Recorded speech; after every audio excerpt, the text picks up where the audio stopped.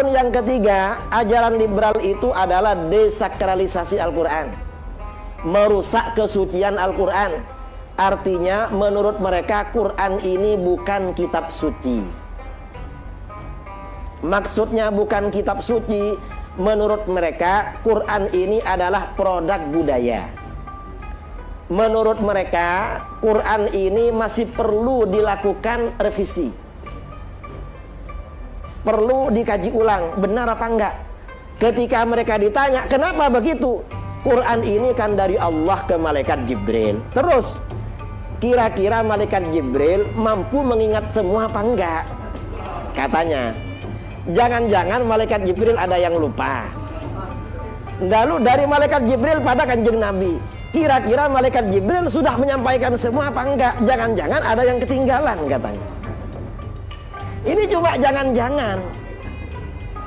Lalu dari Kanjeng Nabi ke sahabat, jangan-jangan ada yang ketinggalan dari sahabat. Ini mereka. Loh, ini kan berarti mungkin, berarti menurut logika mereka Al-Quran ini mungkin ada yang kurang. Yang namanya mungkin kurang, mungkin tidak sama-sama mungkin. Ketika ada informasi yang menguatkan salah satunya, maka berarti salah satunya itu yang benar. Dan informasi yang benar dari Al-Quran yang nyata, Al-Quran itu tidak kurang. Di dalam Al-Quran Allah berfirman, inna nahnu nazzalna dzikra wa inna lahu lahafizun. Sesungguhnya kamilah yang benar-benar menurunkan zikir Al-Quran, dan kami pula yang benar-benar menjaganya. Loh, sudah Allah yang menjaga, yang memelihara, masa masih kurang? Kecuali kalau gak percaya pada Allah. Masalahnya itu, dalam teori akal, kalau ada dua kemungkinan akli, dua kemungkinan bersifat akliyah, sama-sama kemungkinan, maka bagaimana? Begitu ada informasi yang dipercaya, maka salah satunya yang benar. Misalnya kita punya kawan, misalnya Ustadz siapa ini ya, Habib misalnya. Habib Zaid ini istrinya dua apa satu? Hah? Mungkin dua, mungkin satu. Lalu ada khabar dua. Loh kok begitu? Saya yang jadi saksi. Ya berarti dua sudah.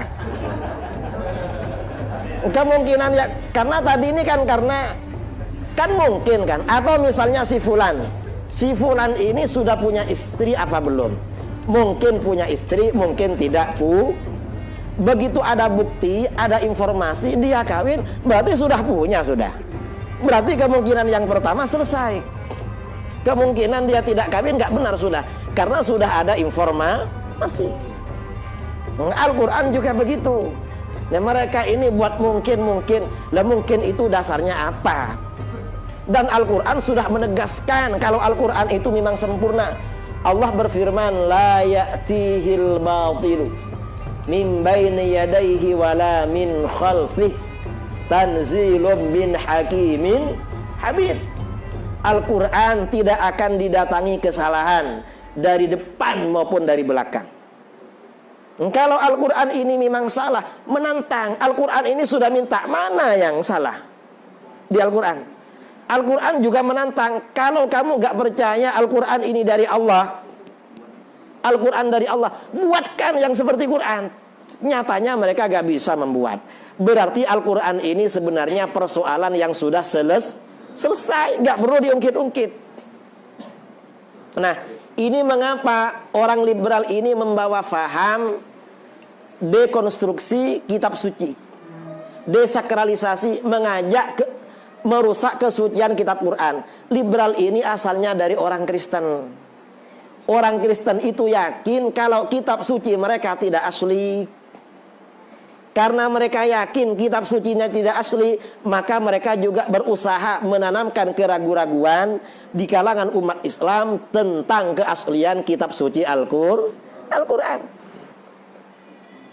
Nah, orang yang tidak yakin bahwa Al-Quran sekarang ini masih asli, atau meragukan Al-Quran sekarang ini tidak asli, Al-Quran sekarang ini asli apa enggak, masih ragu-ragu, jangan-jangan enggak asli. Ini menurut orang Islam, menurut para ulama, ijma' para ulama, orang ini dianggap kafir, dianggap murtad. Ini ajaran liberal yang coba disebarkan kepada masyarakat kita. Ini rukun yang ketiga. Rukun yang keempat, liberal ini, rukun yang keempat adalah dekonstruksi hukum-hukum Islam. Hukum agama dibongkar pasang. Yang haram dihalalkan, yang halal diharamkan. Contohnya apa? Yang haram dihalalkan. Yang haram dihalalkan itu contohnya LGBT, lesbi, gay, biseksual, transgender. Ini jelas-jelas haram dihalalkan. Malah oleh salah satu tokoh mereka, katanya jadi menteri, dia bilang, ya hormatilah orang-orang LGBT katanya. Gimana ini, kok orang gak bener dihormati? Mestinya yang dihormati yang baik-baik kan. Ya pokoknya sekarang ini sudah amburadul, sudah gak jelas. Makanya kita ini berdoa kepada Allah, mudah-mudahan yang akan datang ini baik-baik semuanya. Amin Allahumma amin. Ya terserahlah siapa saja.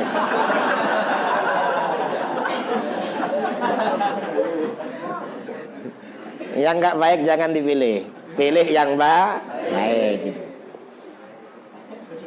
Itu contoh yang haram dihalalkan, yang halal diharamkan. Apa contoh yang halal diharamkan?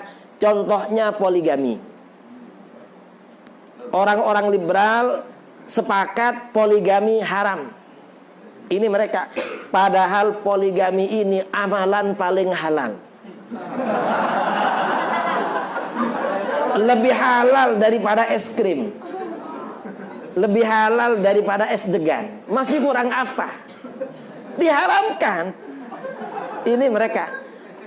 Ini, nah, orang yang membolak-balik hukum, menghalalkan perkara haram atau mengharamkan perkara halal, kata para ulama, ijma ulama, hukumnya adalah murtad alias kafir. Karenanya mereka perlu dikatakan qul ya ayyuhal kafirun, karena sudah kafir. Ini yang keempat. Yang kelima, rukun liberal yang kelima adalah kesetaraan gender. Laki-laki dan perempuan itu selevel, setingkat, sama. Ini menurut mereka. Kalau menurut kita, menurut Islam, laki-laki lebih tinggi daripada perempuan. Di dalam Al-Quran Allah berfirman, Ar-rijalu qawwamuna 'alan nisa. Kaum laki-laki adalah pemimpin bagi kaum perempuan. Karenanya memilih pemimpin perlu dipilih yang benar-benar laki-laki. Pemimpin laki-laki biasanya gak bisa dikendalikan perempuan. Karena ar-rijal qawwamuna 'alan nisa. Betul? Ini sahih ini. Dalil lain Allah juga berfirman, walir rijali 'alaihinna darajah. Laki-laki punya derajat lebih tinggi daripada perempuan. Kalau menurut liberal, laki-laki perempuan itu sama. Saya debat dengan mereka 2007 di PBNU. Loh, kok dikatakan sama? Al-Quran jelas, walir rijali 'alaihinna darajah. Laki-laki punya derajat lebih tinggi daripada perempuan. Ar-rijalu qawwamuna 'alan nisa. Kaum laki-laki menjadi pemimpin atas perempuan. Apa kata mereka? Kata orang-orang liberal. Orang-orang liberal yang sekarang ada di mana itu? Ya pokoknya ada di kelompok sebelah. Ada di sebelah. Kata mereka, Ustadz, Kiai, yang dimaksud laki-laki dan perempuan di dalam ayat itu laki-laki dan perempuan secara fungsional, bukan secara gender, bukan secara jenis kelamin, tapi secara fungsi. Artinya apa? Kalau ada suami istri yang besar penghasilannya, yang banyak uangnya itu istrinya, berarti dia yang laki-laki. Nanti yang ngatur suaminya, kamu jangan kemana, kamu bawa rumah, kamu pakai rok, pakai apa gitu. Karena sudah dia yang laki-laki, nanti dia pakai celana katanya. Ini mereka. Ini gak benar. Karena mengapa? Saya waktu dialog dengan mereka di PBNU 2007, gak benar itu. Karena ar-rijal dan an-nisa ini bukan isim fungsional menurut ilmu nahu, tetapi isim jenis, yaitu isim gender. Makanya di dalam ilmu nahu jurmiyah ada bab la linafil jinsi. Allah menafikan gender. Contoh yang populer di jurmiyah adalah la rajula fiddari. Tidak ada gender laki-laki di dalam rumah. Bukan tidak ada fungsional laki-laki. Karena nisa dan rijal bukan isim fungsional, tetapi isim gender. Ini sudah jelas. Kamu melanggar ilmu nahu. Enggak sesuai dengan ilmu bahasa Arab. Dan kata Imam Asy-Syatibi, orang ini kalau gak mengerti bahasa Arab, berarti orang ini gak punya pengertian ilmu agama. Kalau ilmu bahasa Arabnya lemah, ilmu agamanya lemah. Kalau ilmu bahasa Arabnya bagus, ilmu agamanya juga bagus. Karenanya orang itu ngerti agama apa tidak tergantung pengertiannya terhadap ilmu bahasa Arab. Mereka merusak tatanan bahasa Arab, berarti mereka merusak tatanan ajaran agama. Itu mereka. Hatta orang-orang barat itu mengambil tata bahasa mereka itu dari kita. Arab itu ilmu tata bahasa oleh orang barat disebut dengan gramatika. Ya. Ilmu bahasa Indonesia itu kan gramatika. Itu diambil dari bahasa Arab namanya ajrumiyah. Cuma J dibaca G oleh orang barat. Gramatika, jurumiyah, persis itu. Karena memang mengambil dari Islam. Orang Islam ini wajib ngerti jurmiyah. Mengapa? Biar gak diakal-akali oleh orang liberal. Nah ini sebenarnya orang-orang yang berusaha menolak istilah kafir, menghapus istilah kafir daripada umat Islam.